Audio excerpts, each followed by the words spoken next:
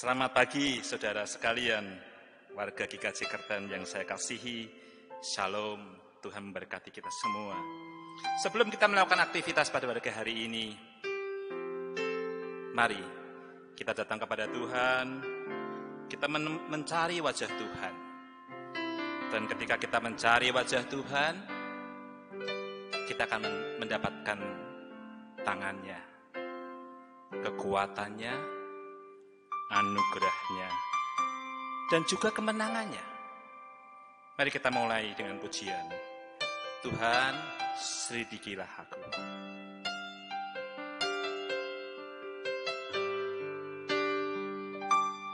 Selidiki aku, lihat hatiku, apakah ku sungguh mengasihimu, Yesus, Kau yang Maha Tahu dan menilai hidupku. Tak ada yang tersembunyi bagimu. Selidiki aku,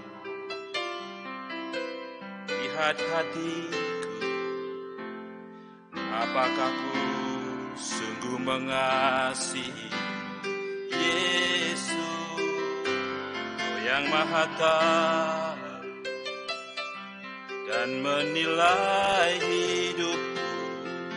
Tak ada yang tersembunyi bagimu.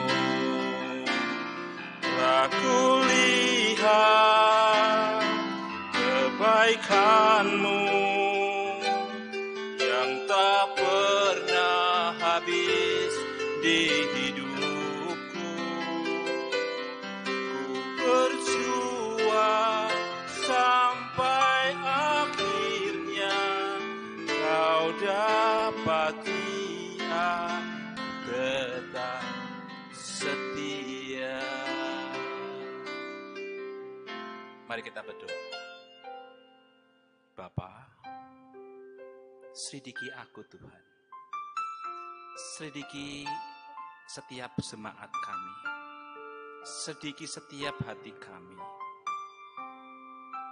Roh Kudus, koreksi hati kami. Layakkan dan setiap hati kami Tuhan, supaya kami pantas. Semakin hari semakin pantas menyambut kedatangan-Mu yang kedua. Dan saat Engkau datang Tuhan, Engkau dapati iman di dalam hati kami tetap membara, tetap berapi-api dan tidak pernah padam. Koreksi hati kami Tuhan Yesus. Roh Kudus, tolong hari ini ubahkan hidup kami. Di dalam nama Tuhan Yesus kami berdoa. Amin. Bapak dan Ibu yang saya kasih di dalam nama Tuhan, hari ini kita mau belajar dari seorang tokoh Alkitab, saudara, yang kita pasti tahu dan kita pasti mendengar di dalam sekolah minggu ataupun juga dalam persekutuan, yaitu yang bernama Yudas Iskariot. Mungkin Bapak Ibu bertanya, apa yang bisa diambil dari pelajaran atau hidupnya Yudas? Saudara, Alkitab ini adalah firman Tuhan yang utuh dan jujur, saudara. Selain menyingkapkan firman Tuhan, tetapi Alkitab ini juga mengandung sejarah yang mencatat tokoh-tokohnya dan tidak menyembunyikan kesalahan-kesalahan atau dosa dari tokoh-tokoh Alkitab. Meskipun Tuhan mencintai Daud, Tuhan pun juga mengizinkan membuka kesalahan dan dosa Daud, supaya kita bisa belajar dari tokoh. Kita mengerti kesalahan dan dosa dari tokoh-tokoh di Alkitab, supaya kita tidak menirunya. Tak terkecuali pada hari ini, kita belajar dari karakter seorang yang bernama Yudas Iskariot. Diambil dari kitab Markus pasal yang ke-14, ayat yang ke-3 sampai yang ke-11. Saya akan bacakan untuk saudara. Saat Tuhan Yesus di Betania, saat berada di rumah Simon si Kusta, dan sedang duduk makan, datanglah seorang perempuan membawa suatu buli-buli pualam berisi minyak narwastu yang mahal harganya. Setelah dipecahkannya leher buli-buli itu, dicurahkannya minyak itu ke kepala Yesus. Ayat yang keempat. Ada orang yang gusar dan berkata seorang kepada yang lain, untuk apa pemborosan minyak narwastu itu?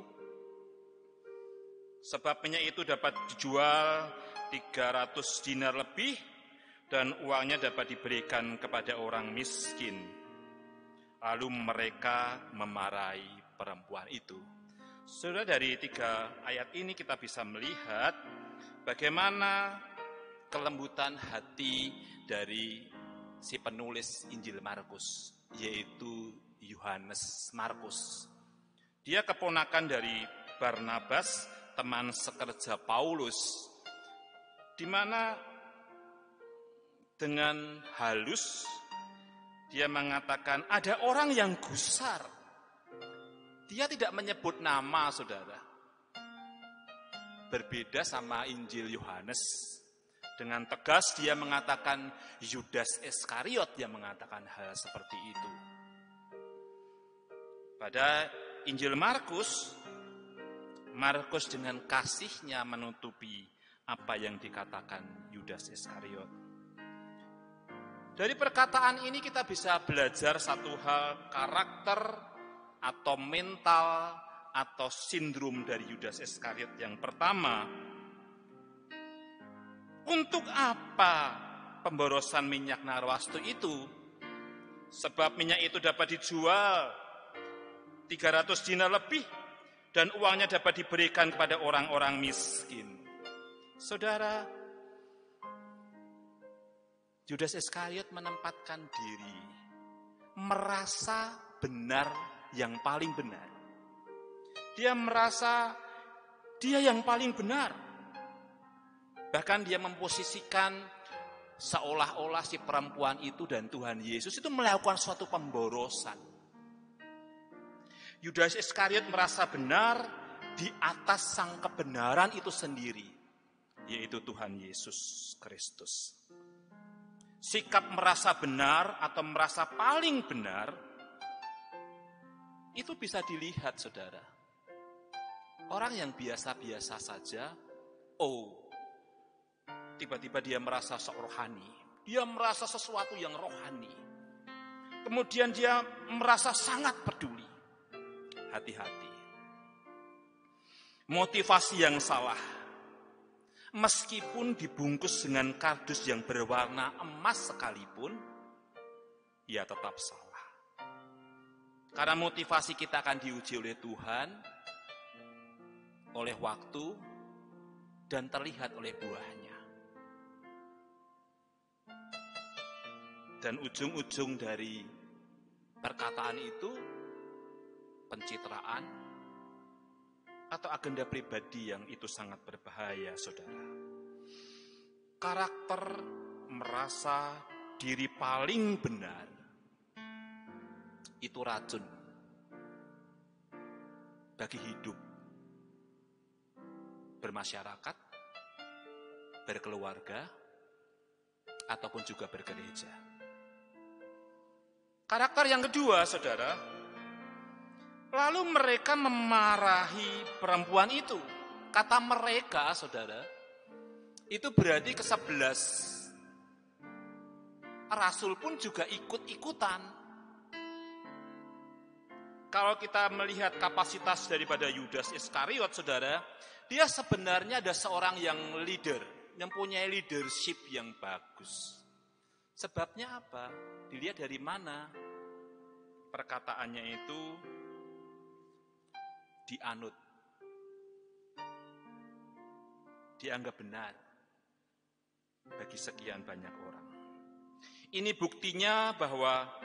membuktikan bahwa sikap merasa benar sendiri atau sikap merasa paling benar itu racun bagi orang lain dan berpotensi mengajak secara berjemaah orang untuk melakukan kesalahan.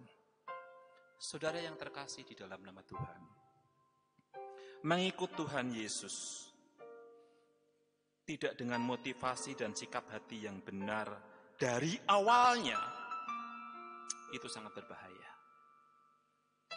Kadang kita mengatakan, ya mengalir sajalah. Itu rentan, saudara. Rentan akan kejatuhan, yaitu ketidaksetiaan. Atau iman yang berubah warna seperti Yudas Iskariot. Bapak Ibu yang saya kasih dalam nama Tuhan, ketika orang itu mempunyai motivasi yang tidak benar dari awalnya saat mengikut Tuhan, apa yang didapat? Yang didapat adalah dia merana tujuan hidupnya. Seperti Yudas, saudara. Kalau saudara baca Injil, saya sudah baca Injil itu 3 kali, di kitab itu 3 kali, dan saya belum pernah mendapatkan Yudas memanggil Tuhan Yesus itu dengan kata Tuhan. Atau mungkin saya salah untuk membacanya. Tetapi saya belum pernah melihat atau membaca sikap hati Yudas ketika dia memanggil Tuhan Yesus. Pasti dia memanggil Tuhan dengan sebutan guru dan bukan Tuhan. Saudara yang saya kasihi dalam Tuhan Yesus, motivasi awal yang salah akan menjadikan tujuan hidup kita merana seperti Yudas. Ayat yang ke-10 dikatakan begini. Lalu pergilah Yudas Iskariot, salah seorang dari ke-12 murid itu, kepada imam-imam kepala dengan maksud untuk menyerahkan Yesus kepada mereka. Bahkan di ayat yang ke-11, dengan jelas ada kesepakatan Yudas dengan imam besar dengan 30 keping perak. Apa motivasi Yudas itu uang? Oh bukan, saudara. Ternyata bukan. Ketika peristiwa Getsemani dan berujung di Golgota, ketika 30 keping perak itu diserahkan kepada Yudas, apa yang dilakukan Yudas? Uang itu dilempar ke bait suci. Dan dia pergi mengantung diri. Kematian yang mengerikan dan mengenaskan, saudara. Dan saya melihat kematian yang tidak masuk akal. Dia gantung diri dan isi perutnya terbuka. Kematian yang mengerikan. Jadi kita bisa dapat melihat dari kehidupan Yudas Iskariot. 1,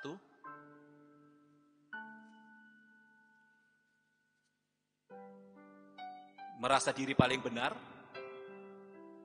Yang kedua, mudah menghakimi orang lain. Dan yang ketiga, tujuan hidupnya merana. Mari kita, saudara, saya ajak untuk mengoreksi hidup kita sendiri. Apa sebenarnya motivasi yang mendasar kita mengikut Tuhan Yesus? Apa rotinya? Apa mujizatnya? Apa mungkin berkatnya?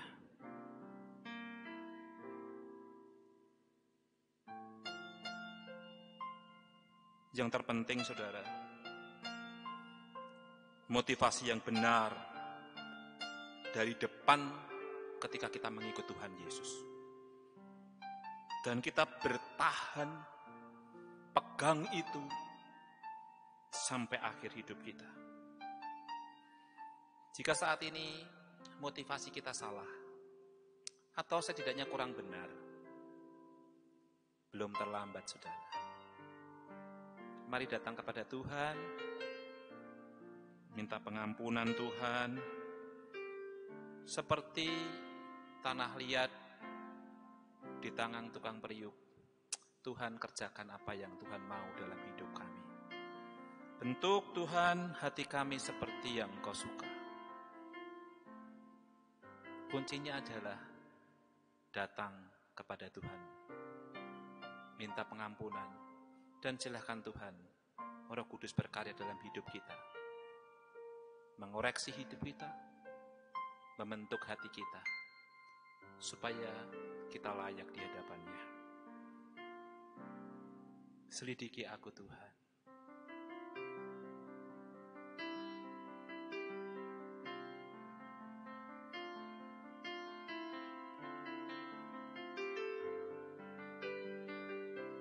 Selidiki aku, lihat hatiku, apakah ku sungguh mengasihimu, Yesus, Kau yang Maha Tahu dan menilai hidupku, tak ada yang tersembunyi bagiku. Telah kulihat kebaikan-Mu yang tak pernah habis di hidupku. Berjuang sampai akhirnya Kau dapati aku tetap setia. Biarlah sampai akhir nanti Tuhan dapati kita tetap setia. Setia dari awal sampai akhir saat Tuhan menjemput kita. Tuhan Yesus memberkati kita, menolong dan menguatkan kita. Mari kita berdoa. Bapa, kami bersyukur firman-Mu hari ini. Jauhkan sindrom Yudas, mental Yudas ataupun karakter Yudas dalam hidup kami. Merasa benar sendiri, gampang untuk menghakimi orang lain, dan tujuan yang merana, Tuhan. Ajari kami punya keteguhan hati mengikut Engkau, Yesus Sang Juru Selamat kami. Berkati hari ini, Tuhan. Tolong hari ini, Tuhan Yesus. Di dalam nama Tuhan Yesus, kami serahkan hidup kami seluruhnya. Amin.